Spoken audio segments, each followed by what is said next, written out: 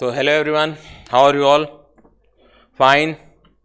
चलिए स्टार्ट करते हैं अपना lecture 3 of Indian partnership act. अभी तक क्या क्या स्टडी किया एक बार वो देख लेते हैं। जैसा कि मैंने बताया कि फंडामेंटल यूनिट्स है ये पार्टनरशिप के बारे में कि एग्जैक्टली पार्टनरशिप क्या है, किन किन कंडीशन को सेटिस्फाइड करना पड़ता है टू फॉर्म में partnership. Definition is given under section 4 of Indian partnership act 1932। Section जैसा कि मैंने बताया आपको need not to be remember at foundation level, कोई ज़रूरत नहीं है आपको फाउंडेशन लेवल पर सेक्शन को याद रखने की। तो partnership is a relation. Partnership क्या है? एक रिश्ता है। पार्टनरशिप एक क्या है? रिलेशन है बिटवीन कितने लोगों के बीच में? Minimum 2 and maximum 50। ये 50 दिए हुए हैं, ये कहाँ पर दिए हुए हैं? ये कंपनी एक्ट 2013 सेक्शन 464 के अंतर्गत दिया गया है। तो partnership is the relation between 2 और मोर पर्सन। तो मिनिमम तो यहीं पे बता रखा है आपको, लेकिन मैक्सिमम एंड मोर कितने, तो वो दिया हुआ है आपको सेक्शन 464 ऑफ कंपनी एक्ट 2013। क्या दो या दो से अधिक लोग क्या है कर रहे हैं? हु हैव एग्रीड, यानी कि जिन्होंने एग्रीमेंट किया है to share the profit and loss.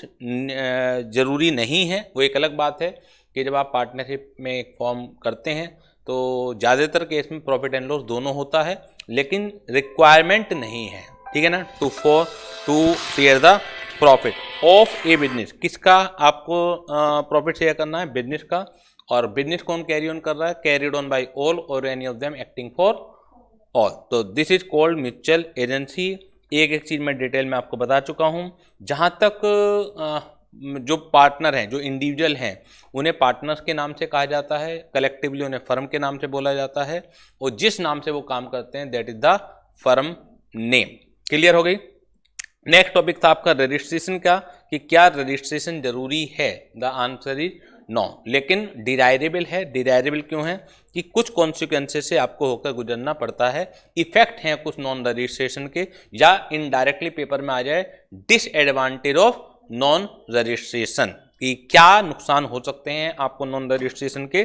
तो एक पार्टनर बाकी दूसरे पार्टनर पर, अगर आप अनरजिस्टर्ड हैं, और फर्म पर can not sue to enforce any right arising out of the contract. ये चीज इंपॉर्टेंट है, arising out of the contract. तो जो कॉन्ट्रैक्ट करने से अधिकार आते हैं किसी भी पार्टनर के, दूसरे पार्टनर अगर उन्हें नहीं मान रहे हैं, उसका उल्लंघन कर रहे हैं, तो कोई पार्टनर उन दूसरे पार्टनर पर मुकदमा नहीं कर सकता है।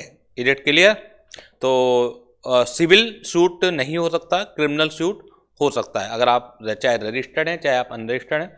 सेकंड चीज़ है कि कोई भी पार्टनर या फर्म थर्ड पार्टी के ऊपर मुकदमा नहीं कर सकती to enforce any right arising out of the contract. तो यहाँ पे भी सेम चीज़ है। और तीसरा है no right to claim set off in excess of 100 rupees. तो सेट ऑफ का मैंने बता दिया था कि एक डेटर है, आपको उससे पैसे लेने हैं, और डेटर को भी आपसे पैसे लेने हैं, तो वो तो आपसे ले सकता है, आप उससे नहीं ले सकते। सेट ऑफ अगर 100 रुपये तक का है तो वो संभव है, 100 रुपये से ज़्यादा का सेट ऑफ संभव नहीं है। अब एक नया टॉपिक है, लास्ट टॉपिक है बल्कि इस यूनिट का, that is rights not affected by non registration. कौन कौन से राइट्स हैं जो नॉन रजिस्ट्रेशन से प्रभावित नहीं होते हैं? इसका मतलब क्या हो गया कि चाहे आप रजिस्टर्ड हैं चाहे आप अनरजिस्टर्ड हैं तो भी फर्क नहीं पड़ता है। Is it clear? मतलब पहले तो आपको हेडिंग का सेंस समझ में आना चाहिए कि हेडिंग कहना क्या चाह रही है।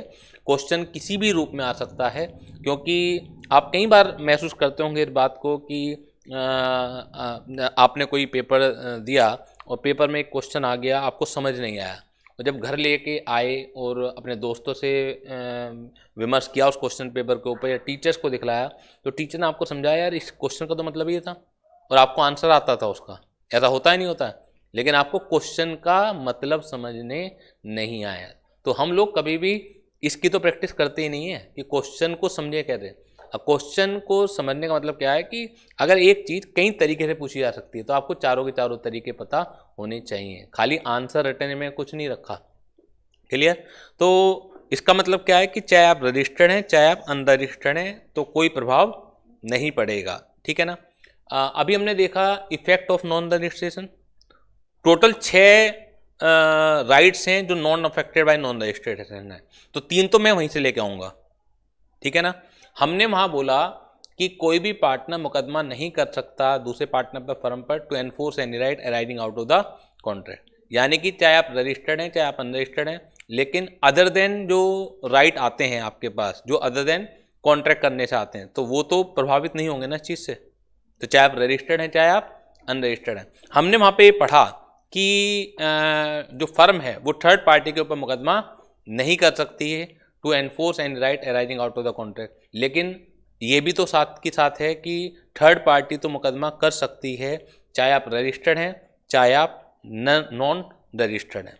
हमने वहाँ पे ये पढ़ा कि 100 रुपये से ज़्यादा का क्लेम सेट ऑफ नहीं हो सकता, लेकिन चाहे आप रजिस्टर्ड हैं चाहे आप अनरजिस्टर्ड हैं, इसका मतलब है कि अप टू 100 रुपये तक का जो क्लेम है वो सेट ऑफ किया जा सकता है।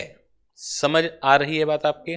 तो 3 तो ये हैं आपके कि जो rights not affected by non registration के अंतर्गत आते हैं। तो यहाँ तक बताइए कोई प्रॉब्लम हो तो फिर मैं आगे के 3 की बात करता हूँ।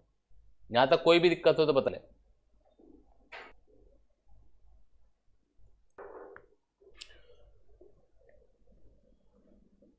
बेटा बहुत इधर आओ इनके पीछे बैठ जाओ ना, वहीं से आ जाओ, इनके पीछे वाली सीट पे बैठ जाओ। लेट कैसे हो गए इतना? थोड़ा सा जल्दी कोशिश करा करो कि जल्दी चले बस। हैं? उससे पहले भी बस है कोई? अच्छा इतना अंतर है।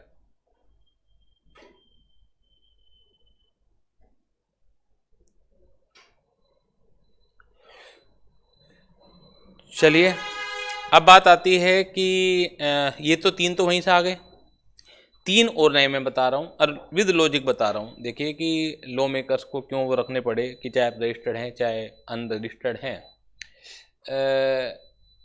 आज का ज़माना जो है ग्लोबली है, आप आइसोलेटेड होकर काम नहीं चला सकते। हम सोचें कि भारत सरकार जो है ऐसे नियम बना दे कि हम बाहर का सामान, बाहर की फर्में, बाहर की कंपनियों को इंडिया में आने नहीं देंगे। इससे क्या होगा अल्टीमेटली कि इंडिया के बिजनेस पनपेंगे, लेकिन साइड बाय साइड ये भी तो चीज़ें हैं, महंगाई बहुत बढ़ेगी क्योंकि कंपटीशन प्रॉपर नहीं रहेगा। और क्या कोई भी देश अपने आप में सक्षम है कि वो हर चीज़ के ऊपर आत्मनिर्भर है? सपोज कीजिए गवर्नमेंट ने कहा कि चाइना बिल्कुल बैन कर दें, अमेरिका बिल्कुल बैन कर दें, तो कंप्यूटर के जो पार्ट्स हैं वो कहाँ से आएंगे? अमेरिका को बिल्कुल बैन कर दें तो जो टेक्निक्स हैं, यूट्यूब है, व्हाट्सएप है, फेसबुक है, जिससे सब लोग आपस में जुड़े हुए हैं, इंडिया तो वो टेक्निक डेवलप कर ही नहीं पाई। MS वर्ड है, कंप्यूटर सॉफ्टवेयर हैं, विंडो है, ये कहाँ से आएंगी? फिर तो इसका मतलब है मैनुअली काम करते रहोगे आप। समझ में आ रही बात आपके? तो आज का ज़माना ग्लोबली है, आप दुनिया से कट के काम नहीं चला सकते। आपको उनकी ज़रूरत है और उन्हें भी हमारी ज़रूरत है, किसी को कम किसी को ज़्यादा, इतना हो सकता है। क्लियर है? अब आप सोचिए कि कोई बाहर की फर्म है, बिजनेस करने इंडिया आना चाह रही है और पूरे वर्ल्ड वाइड वो बिजनेस करती है, इंडिया में भी, पाकिस्तान में भी, श्रीलंका में भी, चाइना में भी, बहुत जगह उसका बिजनेस है। अब उसने देखा कि भारत सरकार का कानून ये है कि अगर हमने वहाँ रजिस्ट्रेशन नहीं करा रखा है और हमने उधार माल बेच रखा है, उधार के बिना भी व्यापार चल नहीं सकता, तो हम उनसे रिकवर नहीं कर सकते। अब क्या है कि क्या वो हर जगह रजिस्ट्रेशन कराए? कितना हेडेक बढ़ जाएगी बंदे की, फर्म के काम करने में कितनी ज़्यादा दिक्कतें आएंगी अगर कोई बाहर की फर्म है। तो इन्होंने क्या किया कि जिसका एक फर्म जो रजिस्टर्ड आउटसाइड इंडिया है, यानी बाहर के देश की फर्म है और जिसका कोई भी प्लेस ऑफ बिजनेस इंडिया में नहीं है, तो उसे रजिस्ट्रेशन कराने की ज़रूरत नहीं है। हाँ, अगर कोई प्लेस ऑफ बिजनेस है तो रजिस्टर्ड करा ले, लेकिन आजकल ऑनलाइन का ज़माना है। अब ऑनलाइन का ज़माना है तो जो आपका कोई भी प्लेस ऑफ बिजनेस नहीं है, आप केवल वेबसाइट के थ्रू ही अपना सारा व्यापार संभाल सकते हैं। समझ आ रही है बात आपकी? तो क्या आपको लगता है कि अगर हम ये जो रिक्वायरमेंट है रजिस्ट्रेशन की, अगर बाहर की फर्म के लिए नहीं हटाएंगे तो क्या बाहर की फर्म व्यापार करने में सहूलियत होगी? उसे नहीं होगी। और व्यापार करने में अगर सहूलियत नहीं होगी तो फिर वो व्यापार करने आएगी ही नहीं, भारत को छोड़ देगी। तो इससे हमें भी तो नुकसान होगा ना, तो हमें नियम बदलने पड़े। तो पहला देखिएगा, हम हेडिंग पढ़ रहे हैं rights not affected by non registration, यानी कि कौन से वो अधिकार हैं जो नॉन रजिस्ट्रेशन से प्रभावित नहीं होते हैं। इसका मतलब है चाहे आप रजिस्टर्ड हैं चाहे आप अनरजिस्टर्ड हैं, ये राइट्स तो रहेंगे ही रहेंगे। तो राइट ऑफ ए फर्म और partner of a firm having no place of business in India, यानी कि अगर जिस फर्म का कोई भी प्लेस ऑफ बिजनेस इंडिया में नहीं है, उस फर्म का या पार्टनर का कोई भी राइट प्रभावित नहीं होता है। यानी कि अगर आप एक ऐसी फर्म के पार्टनर हैं जो कि प्लेस ऑफ बिजनेस जिसका इंडिया में नहीं है, बाहर ही प्लेस ऑफ बिजनेस है, तो वो पार्टनर दूसरे पार्टनर के ऊपर मुकदमा कर सकता है। या इंडिया में माल उधार बेचा है उसने तो अपने डेटर्स के ऊपर मुकदमा कर सकता है, चाहे आप अनरजिस्टर्ड ही क्यों ना हो। क्लियर हो गई बात? कोई भी डाउट हो बता दीजिए, कोई भी डाउट हो बता दीजिए। क्लियर है? सेकंड पार्ट मैंने पढ़ाई दिया, राइट टू फाइल इश्यू और claim of set of if the value of suit does not exceed 100 rupees. अगर 100 रुपये से ज़्यादा की वैल्यू नहीं है तो ऐसे सेट ऑफ के ऊपर भी प्रभाव नहीं पड़ता, क्योंकि अगर आप अनरजिस्टर्ड हैं तो 100 रुपये से ज़्यादा के सेट ऑफ पर प्रभाव पड़ता है, 100 रुपये तक के सेट ऑफ पर प्रभाव नहीं पड़ता है। मैं तुम्हें समझ में नहीं आ रहा होगा ये, क्योंकि कल तुम छुट्टी पर थे और कल की क्लास में कुछ टॉपिक हुए थे, तो मैं आज क्लास डाल दूंगा तो दोनों क्लास आप देखिएगा।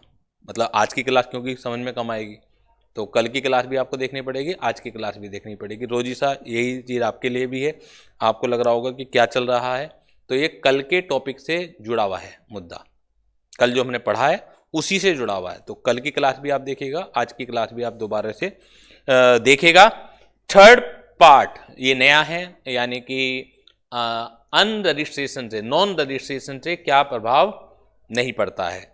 देखिए आप सोचिए, गलती है, किसी ने गलती करी है तो उसे पेनलाइज भी होना चाहिए, सज़ा भी मिलनी चाहिए, लेकिन गलती के अकॉर्डिंगली तो सज़ा मिलेगी, ठीक है ना। कहीं ऐसा तो नहीं है सज़ा के नाम पर उसका पूरा जीवन ही बर्बाद हो जाए, ऐसा तो नहीं होना चाहिए ना। गलतियां किससे नहीं होती हैं। तो आप एक अनरजिस्टर्ड फर्म में पार्टनर बन गए, सोचिए अपने आप को कि आप एक अनरजिस्टर्ड फर्म में पार्टनर बन गए, आपको या तो नियम का पता नहीं था या नियम का पता भी था तो आपने अनदेखी करी उस नियम की, या देखा जाएगा कौन सब भाई बंधु हैं, कोई हमारे साथ ऐसा थोड़ी करेगा। अब हो क्या रहा है, दूसरे पार्टनर आपका शेयरिंग ऑफ प्रॉफिट नहीं दे रहे, आपका शेयरिंग ऑफ प्रॉफिट नहीं दे रहे, तो क्या आप मुकदमा कर सकते हैं उनके ऊपर? नहीं कर सकते। अब ऐसा कब तक चलेगा? यानी कि अब आप मेहनत तो कर रहे हैं, काम तो कर रहे हैं, लेकिन आपका शेयरिंग ऑफ प्रॉफिट आपको नहीं दिया जा रहा, क्योंकि अलाउड भी नहीं है। आप मुकदमा कर नहीं सकते, लड़ आप सकते नहीं, क्योंकि आप कमजोर पार्टी हैं। दो ही तरीके होते हैं अपना राइट को, या तो छीन लीजिए दबंगई करके, या कोर्ट के माध्यम से चलिए। कोर्ट आपकी सहायता करेगा नहीं, दबंगई आपके बस की है नहीं, क्योंकि आप दूसरी पार्टी के मुकाबले कमजोर हैं। तो अब क्या नतीजा है इसका? लाइफ टाइम ऐसे गुजार दो? तो एक राइट आपको दिया गया है कि आप डिसोल्यूशन करा सकते हैं फर्म का, फर्म को क्या करा सकते हैं? खत्म करा सकते हैं। अगर आप अनरजिस्टर्ड भी हैं तो चाहे रजिस्टर्ड पार्टनर है तो वो तो कर ही सकता है, और अगर आप अनरजिस्टर्ड पार्टनर है तो भी आप फर्म को क्या करा सकते हैं? विघटन करा सकते हैं, हिंदी में डिसोल्यूशन आप करा सकते हैं। तो राइट, हर एक चीज का लॉजिक मैं बता रहा हूं आपको, दिमाग में भर रहा हूं, ऐसा नहीं बस रटा रहा हूं। मतलब लॉ जो बनता है तो ऐसा थोड़ी है कि जो लॉ मिनिस्ट्री है कुछ लिखना शुरू करेंगे और ये कह देंगे कि आपके ऊपर लागू हो जाता है। सोचेंगे ना, लॉजिकल भी तो होना चाहिए ना वो लॉ। अगर लॉ कानून लॉजिकल नहीं होगा तो लोग एक्सेप्ट कैसे करेंगे? लोगों को लगना भी तो चाहिए हाँ ये जरूरी था। समझ आ रही है बात? तो कौन से राइट का फर्क नहीं पड़ता? Right of a partner to sue, right of a partner to sue for the dissolution of the firm, यानी कि आप चाहे रजिस्टर्ड हैं चाहे आप अनरजिस्टर्ड हैं, एक पार्टनर का जो राइट है फर्म को डिसोल्व कराने का, उसके ऊपर प्रभाव नहीं पड़ता है। For the accounts of the dissolve firm, जब फर्म डिसोल्व होती है तो आपने अकाउंटेंसी में देखे होंगे एक रियलाइजेशन अकाउंट बनता है, एसेट ट्रांसफर होती हैं, लायबिलिटी ट्रांसफर होती हैं, पार्टनर का कुछ हिस्सा निकलता है कि पार्टनर को इतना पे ऑफ करना है, तो क्या वो भी नहीं दोगे आप? तो वो देना पड़ेगा आपको। ऐसा थोड़ी सी सारी कैपिटल डूब गई।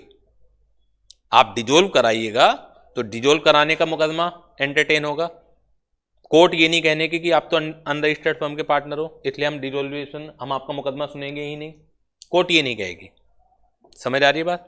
इसी तरह से जो डिजोल्व फर्म के अकाउंट्स होते हैं उसमें जो आपका हिस्सा आएगा वो भी आपको मिलेगा, और for claiming share of asset of the dissolved firm. Clear हो गई बात? फोर्थ में पढ़ा ही चुका हूं, right to enforce a right arising other than out of a contract, यानी कि जो अदर देन कॉन्ट्रैक्ट वाले राइट होते हैं उनके ऊपर भी प्रभाव नहीं पड़ता, क्योंकि हमने कल क्या पढ़ा था, अनरजिस्ट्रेशन से केवल उन अधिकारों पर प्रभाव पड़ता है जो arising out of the contract आते हैं। तो इसी तरीके से right of a third party to file a suit against the unregistered firm और पार्टनर देयर ऑफ, हमने कल ये पढ़ा था कि थर्ड पार्टी के ऊपर आप मुकदमा नहीं कर सकते, लेकिन हमने ये भी समझा था कि थर्ड पार्टी तो आपके ऊपर मुकदमा कर सकती है, तो वही लिखा हुआ है कि चाहे आप रजिस्टर्ड हैं चाहे आप अनरजिस्टर्ड हैं। क्रेडिटर तो फर्म के ऊपर मुकदमा करेंगे ना, फर्म डेटर के ऊपर मुकदमा नहीं कर सकती अगर आप अनरजिस्टर्ड हैं, लेकिन अगर आप चाहे रजिस्टर्ड हो चाहे आप अनरजिस्टर्ड हो, क्रेडिटर तो डेटर के ऊपर मुकदमा करेंगे, यानी कि थर्ड पार्टी तो फर्म के ऊपर या पार्टनर के ऊपर मुकदमा कर सकती है। अरे एक लास्ट का और समझिएगा, देखा इंसॉल्वेंसी आप जानते हैं इंसॉल्वेंसी का मतलब क्या होता है? इंसॉल्वेंसी का मीनिंग क्या होता है?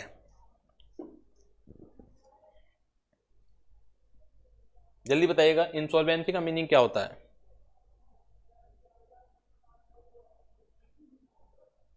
इतना सही नहीं मालूम? हाँ तो बताइए ना, कंगाल होना। अब ये तो हिंदी मतलब हो गया, मतलब क्या होता है कंगाल होना, किसे कहते हैं? कंगाल आदमी कब होता है कानूनन?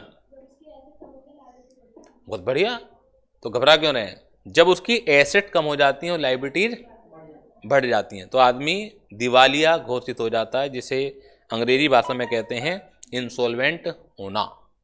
ठीक है, अच्छा ये बताइए, इंसॉल्वेंट जब कोई व्यक्ति होता है तो क्या खाली नुकसान उसी व्यक्ति को होता है या उससे जुड़े हुए कुछ लोगों को और भी हो जाता है? नहीं, फर्म को तो चलो हो ही गया, इंसॉल्वेंट फर्म अगर हो गई, क्या उससे जुड़े हुए कुछ और लोगों को भी प्रभाव पड़ सकता है क्या इसका? जो क्रेडिटर है यानी कि जिन्हें पैसा लेना है ना, उन्हीं को तो प्रभाव पड़ता है। अच्छा, पैसा इकट्ठा कहां से होता है? मतलब कंगाल जो आदमी होता है तो उसकी कुछ एसेट होंगी, पूरी नहीं होंगी, बस माना 1000 रुपये की एसेट है लेकिन लाइबिलिटी 1200 रुपये की है, तो वो क्या होगा, जो 1000 रुपये इकट्ठे हुए वो 1200 में बट जाएंगे, लेकिन पूरे नहीं बढ़ते, तो 200 रुपये का नुकसान हो गया। अब एक सोचिएगा, एक अनरजिस्टर्ड फर्म है, लेकिन जिसने गलती करी, आपने रजिस्ट्रेशन नहीं कराया, तो कानून कैसा होना चाहिए कि जो गलती करे सजा उसी तक होनी चाहिए। अब गलती कोई और कर रहा है, उसका भुगतना किसी और को भी पड़ जाए ज़्यादा, तो ये तो गलत है ना। आप अनरजिस्टर्ड हैं, आप दिवालिया हो गए, आपके पास जो एसेट थी वो 1000 थी यानी कि डेटर्स थे, वो जो लाइबिलिटीज थी वो 1200 रुपये थे।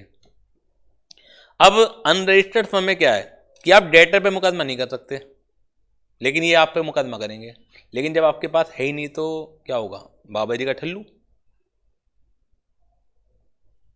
यानी कि अगर ये रिकवर हो जाते तो नुकसान क्रेडिटर को केवल 200 रुपये का होता, लेकिन अब ये रिकवर भी नहीं हो पा रहे, तो नुकसान क्रेडिटर को कितने का है?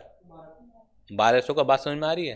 तो लॉ ने क्या बोला कि अगर आप इंसॉल्वेंट हो रहे हैं तो अनरजिस्ट्रेशन का प्रभाव नहीं पड़ेगा, यानी कि इंसॉल्वेंसी के केस में जो आपका ऑफिशियल असाइनी है, रिसीवर कह दो कोर्ट का, ठीक है ना, वो मुकदमा कर सकता है प्रॉपर्टी को रिकवर करने के लिए, क्योंकि इंसॉल्वेंट पार्टनर की प्रॉपर्टी से कहेंगे ये लायबिलिटीज है, इस पर मुकदमा नहीं हो पा रहा था।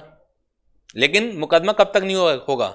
जब तक आप सोल्वेंट हैं, क्योंकि सोल्वेंट आदमी को अपनी लायबिलिटी चुकानी है और कहीं से लाए, लेकिन आप रिकवर नहीं कर सकते। लेकिन आप जैसे ही इंसॉल्वेंट डिक्लेयर हो गए तो दिक्कत क्या है कि आपके ऊपर तो आपके पास तब भी कुछ नहीं बचना, आपको तो यहां से रिकवर करके नहीं देना था, तो उस केस में आप रिकवर कर सकते हैं। तो देखिएगा, power of an official assignee. Official assignee कैसे बोलते हैं?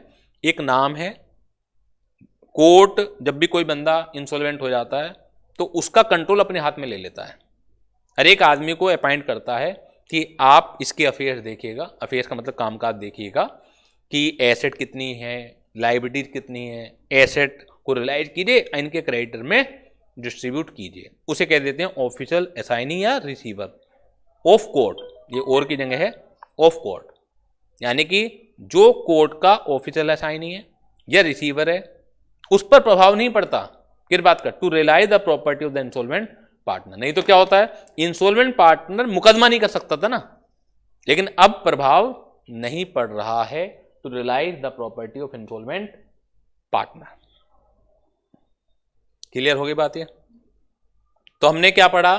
टोटल 6 राइट्स हैं non affected by non registration. Total 6 rights हैं non affected by non registration, जिसमें से 3 तो वहीं से आते हैं जो right affected by non registration थे, उन्हें ही उल्टा तरीके से बोला गया है बस। तो कौन कौन से राइट पर प्रभाव नहीं पड़ता? 3 तो वही इन्हें, right of a partner or a firm arising out of not from contract, arising other than out of a contract।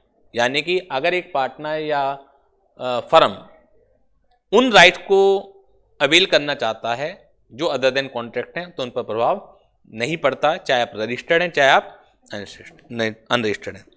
Right to claim set off up to ₹100, इसके ऊपर भी प्रभाव नहीं पड़ता है, यानी कि ₹100 तक का क्लेम सेट ऑफ आराम से किया जा सकता है। तीसरा है right of a third party to sue the partner of firm, यानी कि थर्ड पार्टी का जो राइट है पार्टनर के ऊपर मुकदमा करना या फर्म के ऊपर मुकदमा करना, उस पर भी प्रभाव नहीं पड़ता इस बात का कि आप चाहे रजिस्टर्ड हैं चाहे आप अनरजिस्टर्ड हैं। तो 3 तो वही हो गए, 3 नए हैं इसमें। Right of a partner or a firm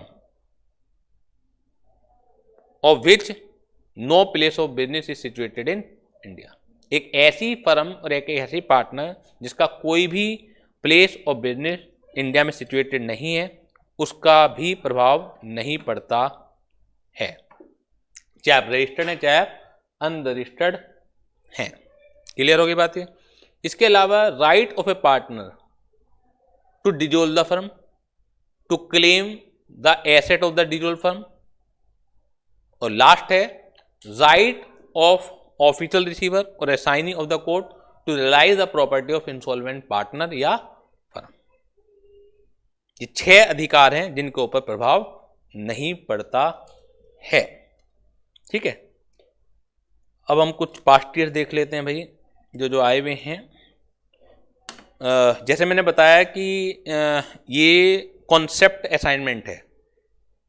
concept assignment के साथ जो मैंने जब से नया सीए फाउंडेशन आया है 2018 से लेकर 2022 तक आपके पेपर हो चुके हैं, तो वो सारे के सारे मैंने यहाँ कवर कर रखे हैं। इसके अलावा क्योंकि लॉ का पेपर शुरुआत से ही है सीए के अंदर, पहले कभी सीपीटी हुआ करता था और सीपीटी से पहले भी सीए फाउंडेशन हुआ करता था, जब डायरेक्ट क्वेश्चन का प्रचलन था, तो उनका मैंने क्वेश्चन बैंक एक अलग बना रखा है, तो वो आपको क्वेश्चन बैंक में मिल जाएगा। डायरेक्ट क्वेश्चन में तो कुछ होता नहीं, ठीक है ना, वो पूछ ही लेंगे आपसे डायरेक्ट क्वेश्चन। यहाँ पे भी कुछ एक जिक्र कर रखा होगा मैंने डायरेक्ट क्वेश्चन का। बाकी जो मैक्सिमम डायरेक्ट क्वेश्चन है वो क्वेश्चन बैंक जो असाइनमेंट बना रखा है उसके अंदर है। वो पूछ लेंगे कि what do mean by the partnership, what are the essential to form a partnership, तो डायरेक्टली पार्टनरशिप की डेफिनेशन लिख दीजिएगा और जो एसेंशियल हमने लिखे हैं उन्हें डिस्क्राइब कर देना आपको। आप ये पूछा जा सकता है कि what do mean by registration of the firm, whether registration of the firm is compulsory or not, and what are the consequences of non registration of the firm. Direct ही तो हैं आपके।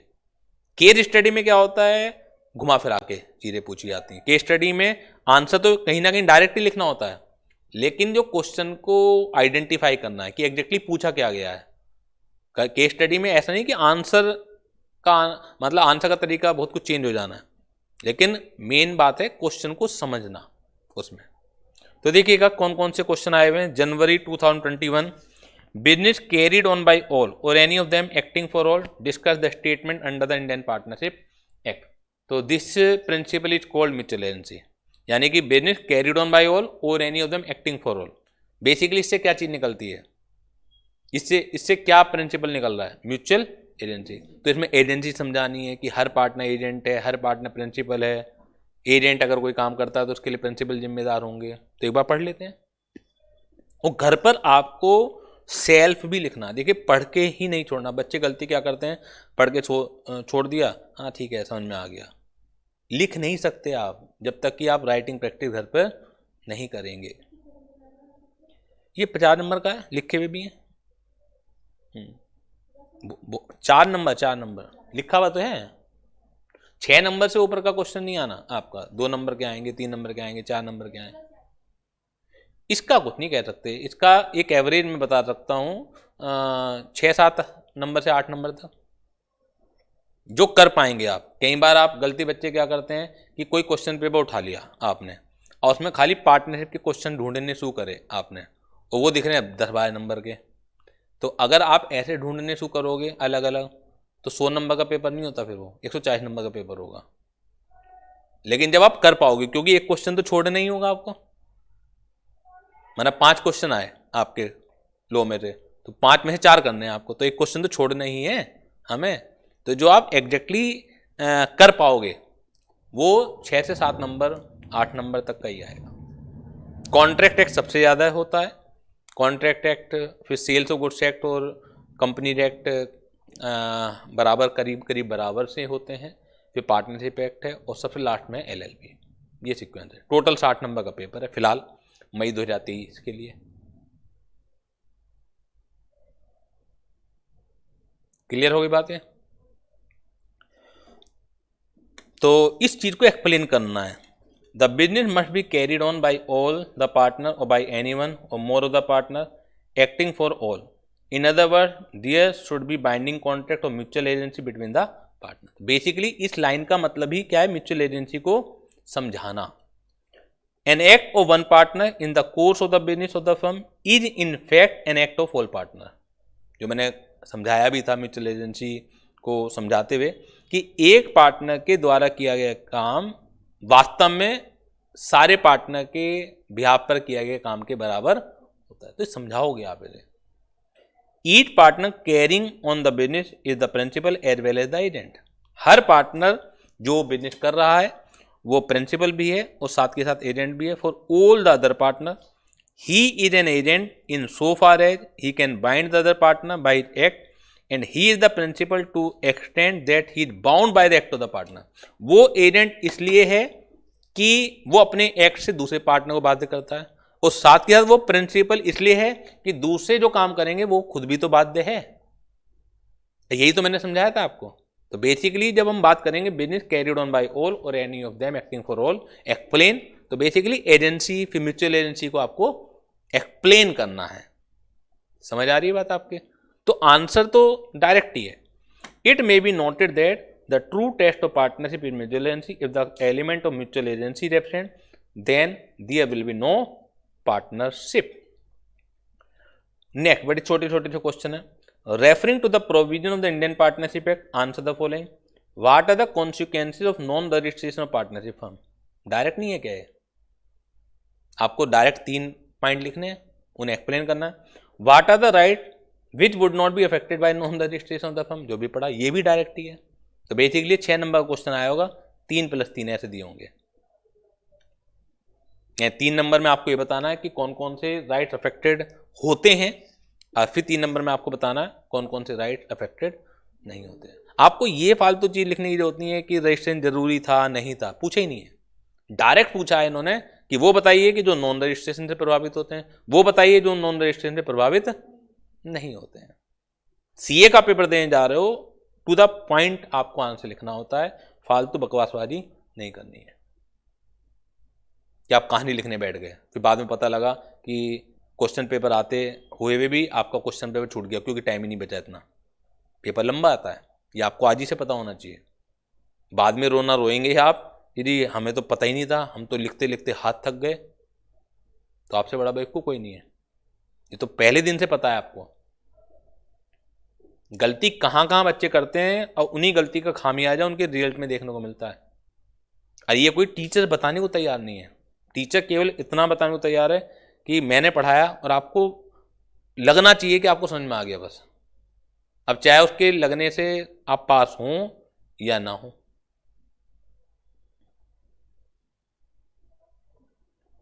केस स्टडी की practice भी नहीं कराई जाती बच्चों को। मई 2018, what are the consequences of non registration, बताइए, सिंपल सा क्वेश्चन है। मई 2018 फिर है, what is the conclusive evidence of partnership, state the circumstances when partnership is not considered between two और मोर पार्टी। कंक्लूसिव एविडेंस क्या है पार्टनरशिप का, तो जो माना जाता है वो mutual agency. Conclusive evidence of partnership is the mutual agency between the partner. State the circumstances when partnership is not considered between two और मोर पार्टी। अब बताइए इसमें क्या लिखोगे, वो सर्कमस्टांसेस बताइए कि जहां पर पार्टनरशिप दो या दो से अधिक लोगों के बीच में नहीं मानी जाती। दो अलग अलग क्वेश्चन है। पहले का आंसर मैंने दे दिया कि कंक्लूसिव एविडेंस पार्टनरशिप की क्या है, म्यूचुअल एजेंसी। वो चीजें बताइए जहां जहां नहीं मानी जाती दो या दो से अधिक लोगों के बीच में। तो आप लिखेंगे at per the partnership act if the following condition are satisfied, तो it can be said there is a partnership between two और मोर पर्सन। चारों पांचों छह वो कंडीशन लिखेंगे। तो फिर लिखेंगे लास्ट में if any of the above condition are not satisfied, तो it can not be said कि बिटवीन टू और more person there is a partnership, क्योंकि each and every element should be satisfied. If any one of them is not satisfied, no partnership is there. ये तो पूछा है इन्होंने, यही तो पूछा है इन्होंने।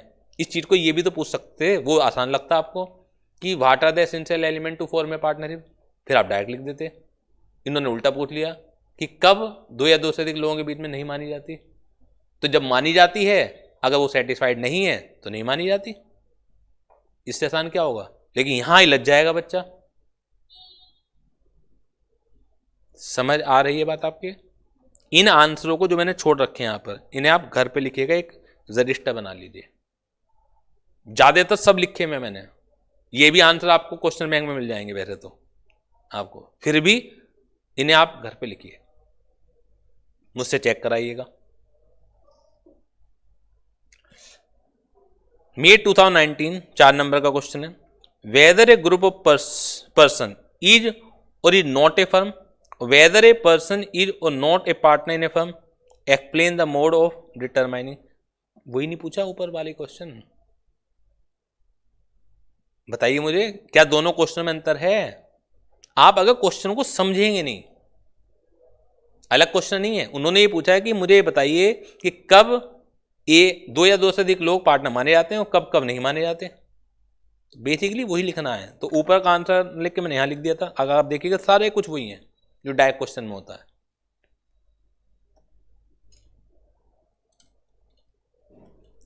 ये इसी का आंसर चल रहा है। मई 19 Indian partnership act does not make the registration of the firm compulsory, nor does it impose any penalty for non-registration. Explain, discuss the various disability or disadvantage that a non-registered partner firm can face in brief. ये भी direct है। Indian partnership registration को compulsory नहीं बनाती, ना कोई penalty लगाती। तो ये लिखेगा कि the registration of firm is not compulsory but it is desirable because firm को कुछ डिसएडवांटेज से, डिसेबिलिटी से गुजरना पड़ता है। And the following are the disability. समझ आ रही है बात आपके? आंसर लिखने से पहले उसकी जो दो पंक्तियां होती हैं, जो शुरुआत करनी होती है, वो भी तो जरूरी है ना। दिसंबर 21 का question, define partnership and name the essential element. बिल्कुल डायरेक्ट क्वेश्चन है, बताइएगा। और ये पूछ लिया एक्सप्लेन एनी टू।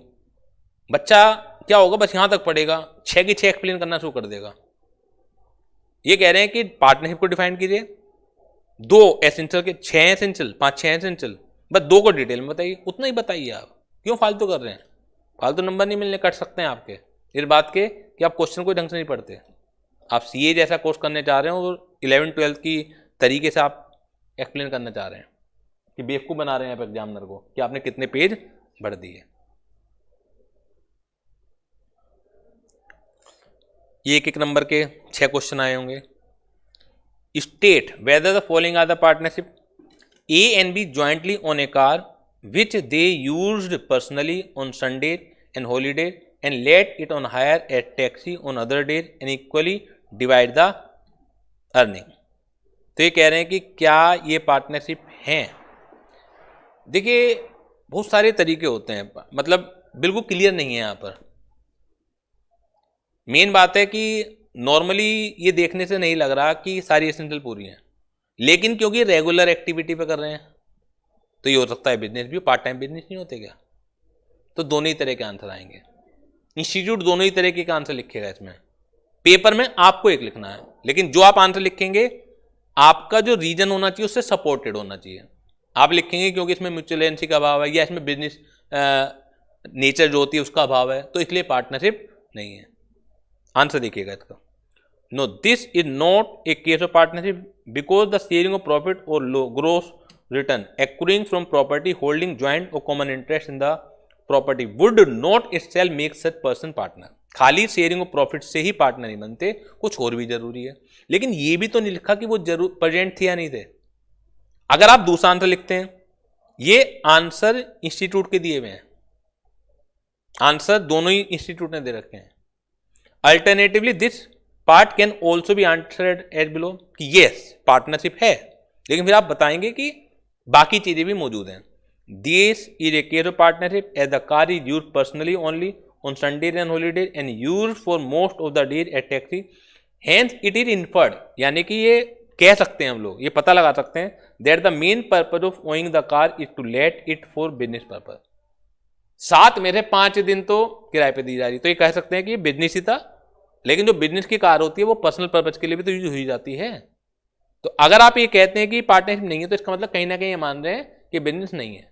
क्योंकि होता क्या है, प्रैक्टिकली किसी भी चीज को साबित करने के लिए बहुत सारे हमारे पास तथ्य होते हैं।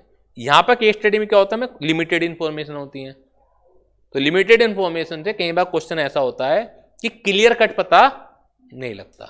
तो ये उनमें से एक क्वेश्चन था। तो ऑल्सो दिए an agreement for equally dividing the earning. 2 firm each having 12 partners combined by an agreement into 1 firm।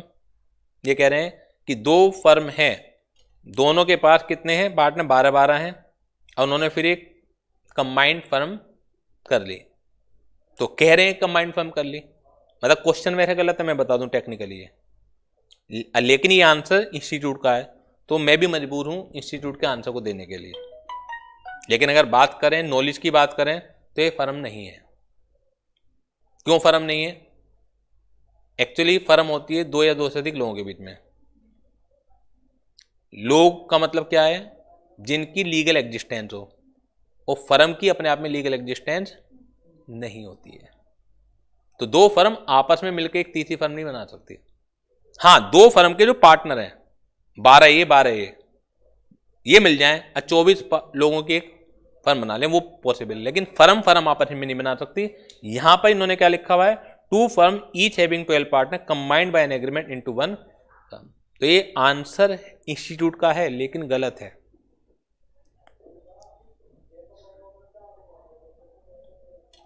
तो yes, this is a case of partner because there is an agreement between 2 firm to combine into 1 firm। तीसरा case क्या है, A and B co-owners agree to conduct the business in common for profit। A and B co-owner यानी कि किसी चीज के एक asset है, 2 लोगों ने आधा आधा पैसे लगा रखा है। To conduct the business in common for profit, तो ये साफ साफ लिखा हुआ है बिजनेस कर रहे हैं, तो ये पार्टनरशिप है।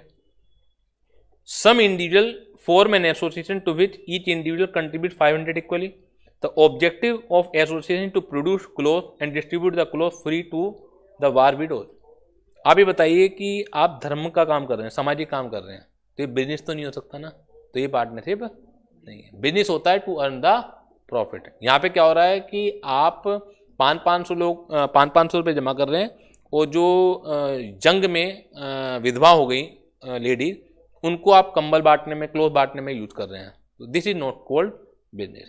तो यहाँ पे यही लिखना है, बिजनेस नहीं है, इसलिए पार्टनरशिप नहीं है। A and B co-owner share between themselves the rent derived from a piece of land। तो ये कह रहे हैं कि रेंट को बांट रहे हैं, ठीक है ना। तो रेंट को बांटना ये भी बिजनेस नहीं होता। आपने एक प्रॉपर्टी है रेंट पर दे दी, तो बिजनेस नहीं है। तो no, this is not a case of partnership as they are co-owner and not the partner, further they exist no business. आपको रीजन पता होना चाहिए हर चीज का, खाली येस और नो के नंबर नहीं है। A and B buy commodity X and agree to sell the commodity with sharing the profit equally। तो ये लग रहा है कि आप कुछ खरीदेंगे फिर उसे बेचेंगे, तो ये खरीद के बेच का एक बिजनेस है और ये पार्टनरशिप है। तो जल्दी से बताइए बेटा, कोई भी डाउट हो इसमें। वो दिसंबर 21 का 4 नंबर का, sharing in the profit is not conclusive evidence in the creation of partnership comment. यानी कि sharing of profit conclusive evidence नहीं है। तो हम पढ़ के भी आते हैं, प्राइम फेसी एविडेंस है, कमेंट करना है। तो कमेंट कैसे करेंगे? To form a valid partnership at per Indian partnership Act the following condition are need to be satisfied: 2 or more person, sharing of profit, agreement, mutual agency, business. तो फिर last में लिखेंगे कि खाली शेयरिंग ऑफ प्रॉफिट से काम नहीं चलता, बाकी चीज़ों से भी काम चलता है। जब तक unless and until all the above condition are satisfied they can not be set कि दिए जे पार्टनरशिप। ये तरीका होगा आंसर का। तो इसे आप घर पर प्रैक्टिस करेंगे, मुझे दिखलाएंगे, चेक करवाएंगे। शुरुआत में दिक्कत पड़ेगी आपको, जैसे जैसे आगे बढ़ेंगे वो दिक्कत कम होती चली जाएंगी। अभी दिक्कत पड़ जाए कोई प्रॉब्लम नहीं है, पेपर से पहले दिक्कत नहीं पड़नी चाहिए आपको। मैं मेहनत करने को तैयार हूँ, आप क्यों नहीं तैयार हैं? आप कहीं भी चले जाइए, किसी भी इंस्टीट्यूट में चले जाइए, कोई ये वाली मेहनत नहीं करता। एक तो हल्का हल्का पढ़ा देंगे, वो टेक्निकल पढ़ाएंगे नहीं, क्योंकि आजकल इस तरह से चल रहा है ब्रेन वॉश कि आपको यहाँ बैठ के लगना चाहिए कि समझ में आ रहा है, लेकिन उतना पढ़ाया गया या नहीं पढ़ाया गया जो लेवल का था, ये तो डिसाइड कौन करेगा? ये तो पेपर में पता लगता है सीधे, या जब रिजल्ट आता है तो पता लगता है। क्लियर? तो आज की क्लास को हम यहीं ख़त्म करते हैं। ये आपका फर्स्ट यूनिट का एंड हो गया है। Thank you very much.